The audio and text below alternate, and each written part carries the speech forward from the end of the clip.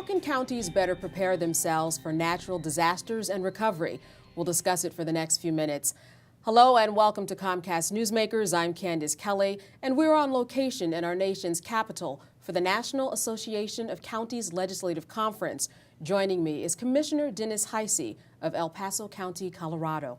Thank you so much for being with us today. Glad to be here. Thanks for having me. Absolutely. An enormous wildfire last summer, swept through Colorado, 18,000 acres, and destroyed 346 homes. Tell me a little bit about what you learned from that, because so much happened and you had to do so much in terms of keeping up and really create as you went along.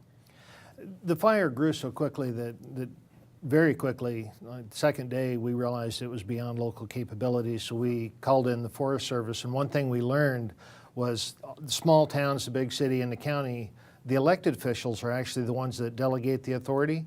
The Office of Emergency Management, they knew what to do, but elected officials change. It's important to give them a briefing pretty quickly after they're elected as to how to deal with something like this, to turn over the authority to, in our case, it was the Forest Service. Wow, so it's all really about process and I guess actually having things plan-wise on paper. What are you doing right now in terms of putting things on paper or in a place where people can say, hey, let's look at the plan and this is how you do it?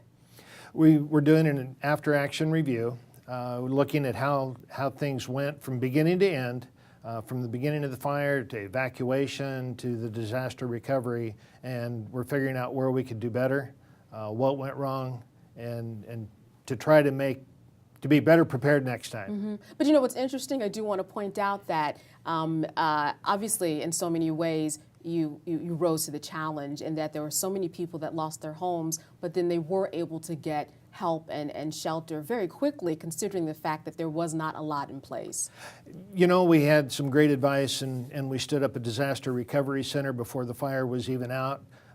We had everything in there from the insurance companies to somebody outside to take care of the pets, so that people that were evacuated didn't have to leave their pet outside in the sun while they were in the building, figuring out where the resources were, where they could get toothbrush, toothpaste, where do they sleep, where can they find clothes, and talk to their own insurance company. Absolutely. What do you want people to take away from what you've learned in terms of transportation and an evacuation plan?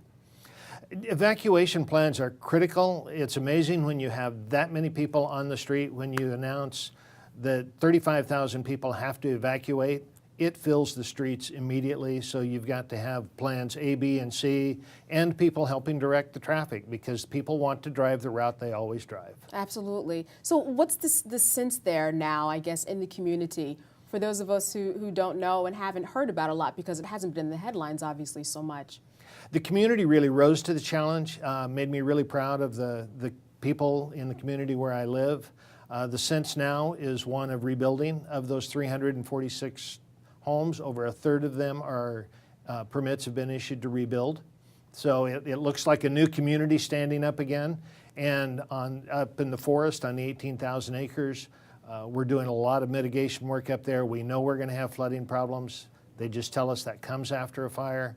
So we're doing everything we can to try to stop that. And people look to you, I'm sure, for a lot of help. Other people who have had natural disasters. Have people called out to you and asked for help?